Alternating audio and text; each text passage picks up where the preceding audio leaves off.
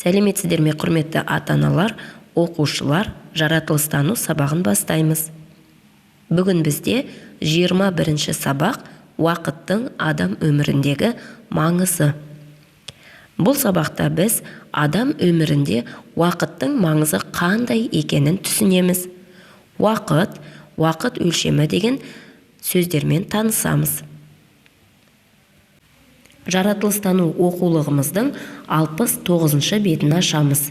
6-9 деп жазылады. Балалар, уақыт дегенді қалай түсінесіңдер?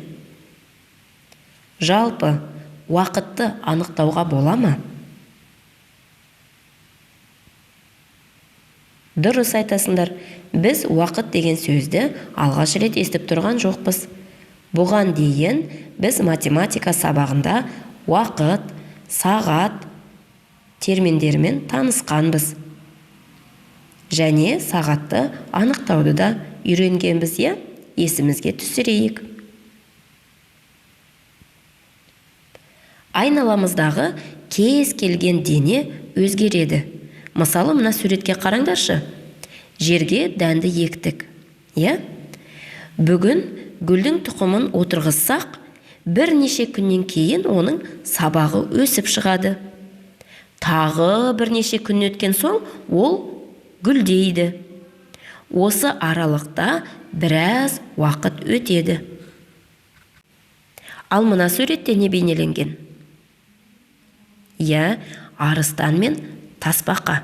Қалай ойлайсыңдар? Бір жерден екінші жерге қай жануар бірінші болып жетеді?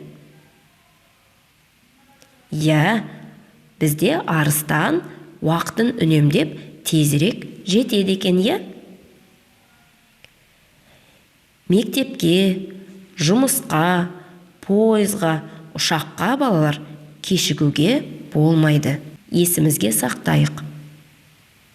Үлгеру үшін уақытты білу маңызды. Уақыттың өлшемі болады. Олар секунд, минут, сағат, тәулік, ай, жыл және ғасыр. Суретке назар аударайық. Оқушылар не істеп отыр?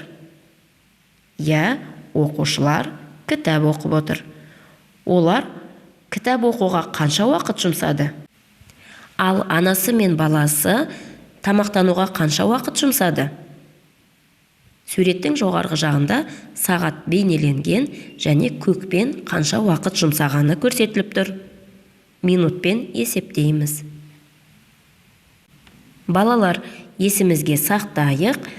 Әрбір санның арасында, мысал үшін 12-ден 1-ге дейін, 1-ден 2-ге дейінгі санның аралығы 5 минут деп есептеледі.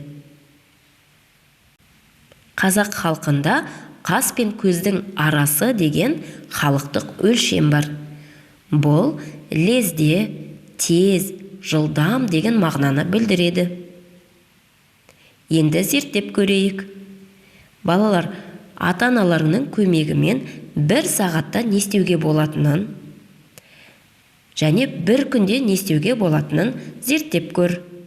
Сабаққа айтып келеміз. Орындайық. 1 күнге арналған күн тәртібін құрастыр. Мысалы, таңертең оянғаннан кейін беті қолымызды жуамыз. Осы беті қолымызды жууға қанша уақыт кетеді?